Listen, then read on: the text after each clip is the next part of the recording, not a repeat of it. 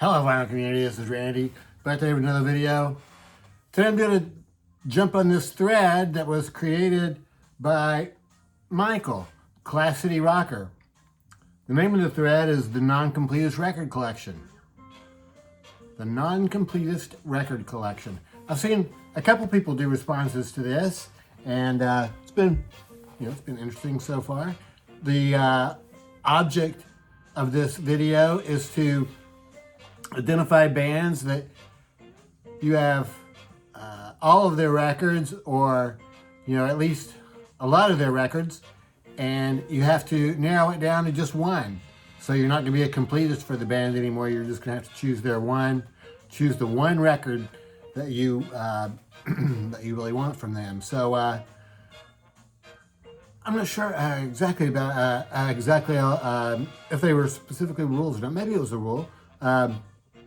Either way, I guess it doesn't really matter, but it shouldn't be compilation albums, so no greatest hits or live albums, I think. So just regular studio albums, I think, is what we're looking for here. So yeah, I've seen a few responses to this, and so I hope I'm going to show some that haven't been shown by anybody else yet. So we'll see how that works out. What we're hearing in the background right now is Julie Driscoll with Brian Auger and the Trinity. This is a record from 1967. They were a UK band. Brian Auger and the Trinity were a band, and then Julie Driscoll joined them for a couple of albums. This album is, we're hearing side one right now, which is Brian Auger and the Trinity, so it's instrumental for the most part. Brian Auger is a organist, keyboard player, and Julie sings, and side two features Julie. I don't think we will be hearing any of side two, so I chose this one for Brian Auger. I don't have 5 by Brian Auger and the Trinity. I think I have about maybe like 3 by then, but I have well over 5 by Brian Auger in general. Brian Auger and Oblivion Express would be the other band. So, yeah, that's one. So, yeah, I think I explained all the rules. So basically just to choose one record for all these bands. So,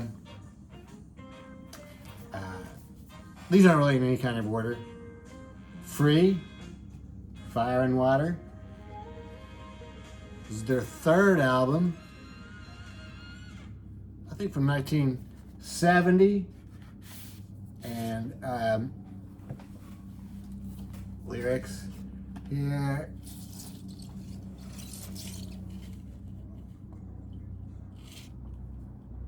I say Island Records, I guess. I'm not really too familiar with that label. So this is the record that had the big hit song, All Right Now. It also has Mr. Big on it. The first song on side 2 is Mr. Big.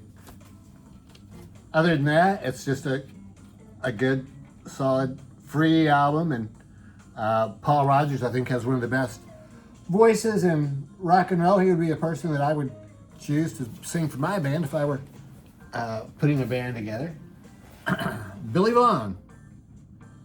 Billy Vaughn is a orchestra leader from Kentucky. Had several big hits in the late 50s and early 60s. He mostly just did versions of songs that had been hits for other people. Played saxophone himself, but I think he's mostly known as a band leader. Obviously an incredibly cool looking dude. And so yeah, it says this one, it could almost be any Billy Vaughn record. Just because easy listening, and I listen to a lot of easy listening. So yeah, so I chose this one on Dot Records. One of my favorite labels. I love that yellow, red, and blue label. Arctic Monkeys. I went with their first album. Whatever people say that I am, that's what I am not. That's what I'm not. Whatever people say I am, that's what I'm not. Their first album from 2005, I think.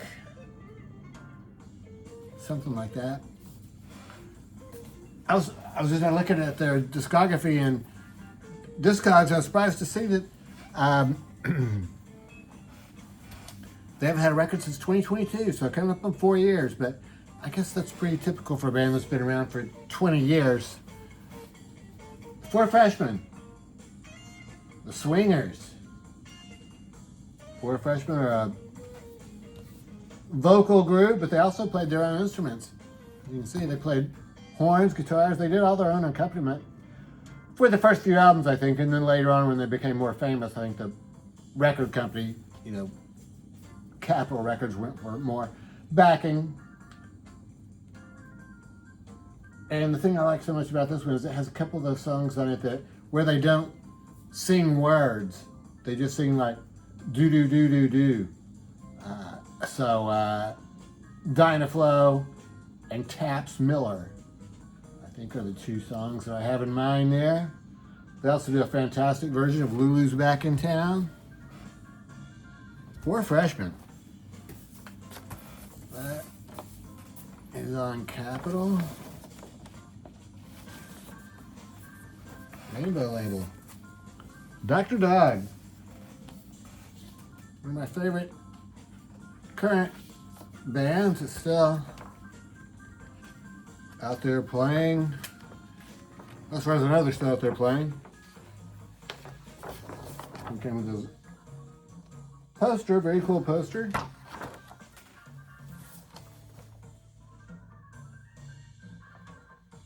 Critical Equation. This is the last record I've gotten by them.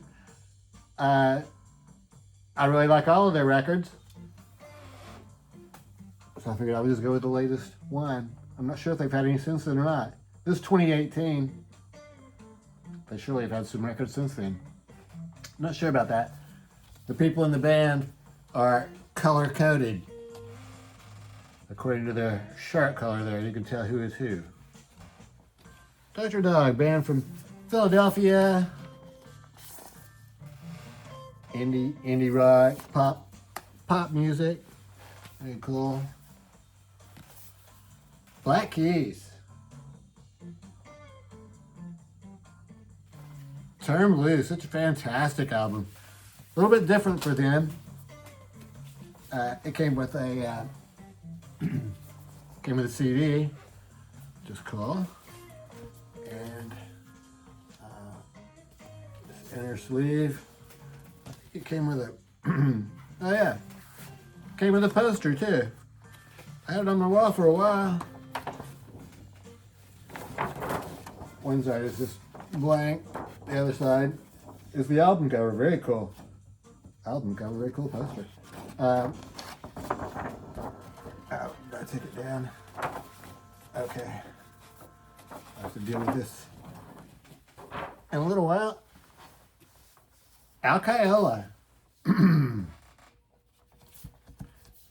Guitarist Al Kaiola. Theme from the Magnificent Seven and other favorites.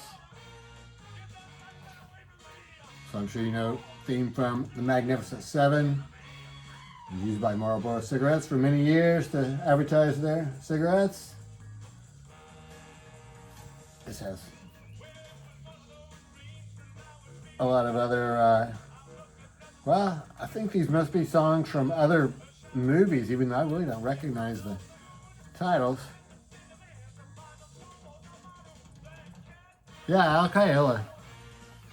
He's another one of those I probably could have chosen just about any of them. They're all just easy listening, guitar-oriented instrumentals. Escobar, Infinity and Sound. I think this is his first album. Escobar's Orchestra.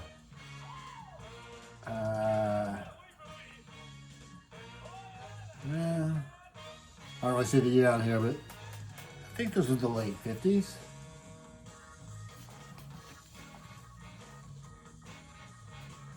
Infinity and Sound. Animal Collective. With Animal Collective, I'm including among, to be sure I have at least 5. Well, actually, I think I have at least 5 Animal Collective albums, probably 6 or 7. But I'm also including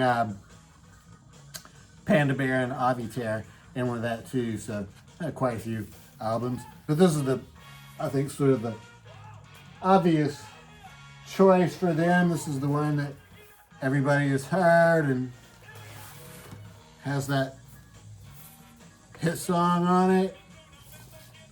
What's the name of that hit? My Girl or something like that. Yeah, they're not listed here. Animal Collective. Adventures. I know a lot of people like their earlier stuff. It doesn't have any organ or any orchestration, just pure guitars, bass, and drums, but I like that a lot too. I like all their music. This is really my favorite album. This whole thing is just fantastic. Just really well produced, and I like all the songs on it. This is a very cool reissue from Sundazed Records. Yeah, tons of great songs on here. Yeah, Hawaii 5-0, Loving Things, Galveston, The Letter, Theme from the Summer Place. They do just really one of the best versions of Theme from the Summer Place. Weezer, band that just has so many records, and I think all of them are good. I think they're all really consistently good. And I don't look at it as a drawback that, none of them are drastically different from each other. They're all pretty consistent, I think. And yeah, I'm a big Weezer fan. I'm choosing Everything Will Be All Right in the End.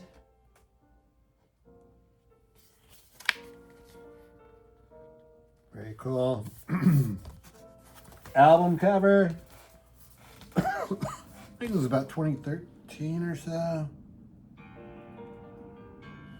think about 2013 for this one. Insert.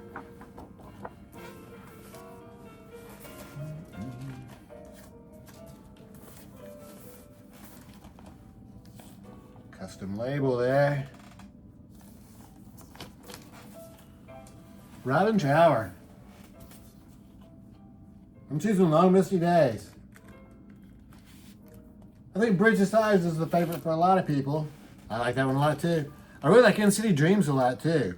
I almost chose In-City Dreams. But I'm going with this one. Long Misty Days, mostly just because that song is just so incredible.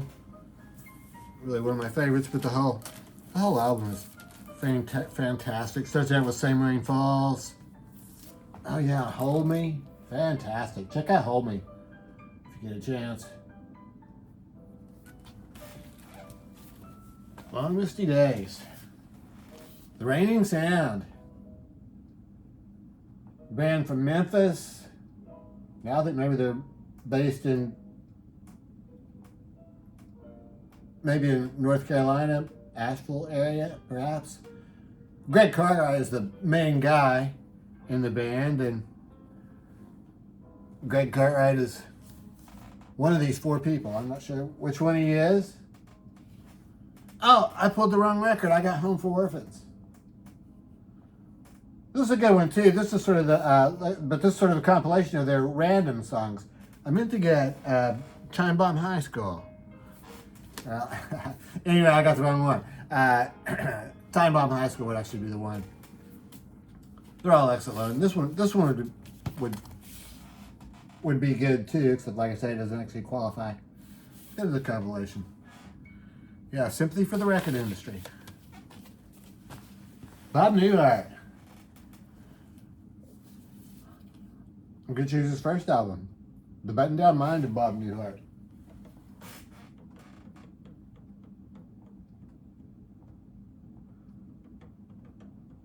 They're all excellent, but I think the first one, probably was the best. I've got about 7 or 8 of his records. It's recorded live at the Tidelands Club in Houston, Texas.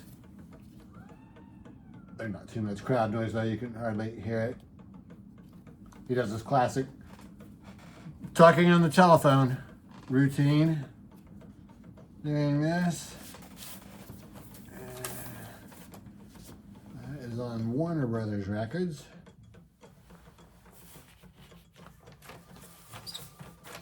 Kings of Leon.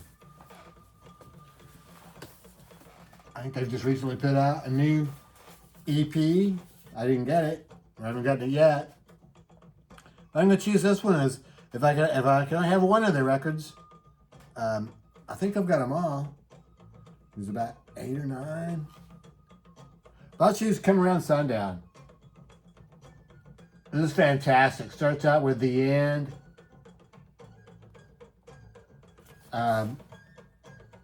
This is one of those albums where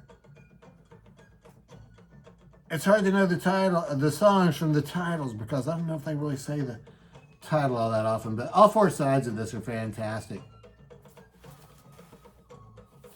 Kings of Leon. Here they are. Band from Tennessee. And last, The Strokes. I think this is their 3rd album. First Impressions of Earth.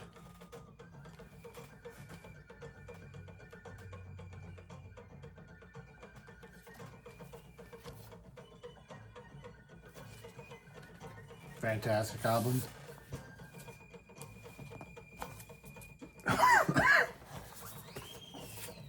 That's the inner sleeve. This is an insert.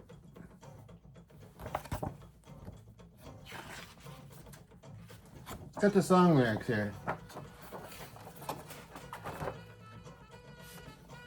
This is another band that I can't tell you the names of their songs, but it's because I don't know the titles of them, but it's an interesting poster here where they're all, you can see they're all pictured there. So that's it. Those are my non-completist the Non-Completist record collection for those bands anyway. So yeah, let me know what you think, and I hope everybody's doing well. Thanks for watching.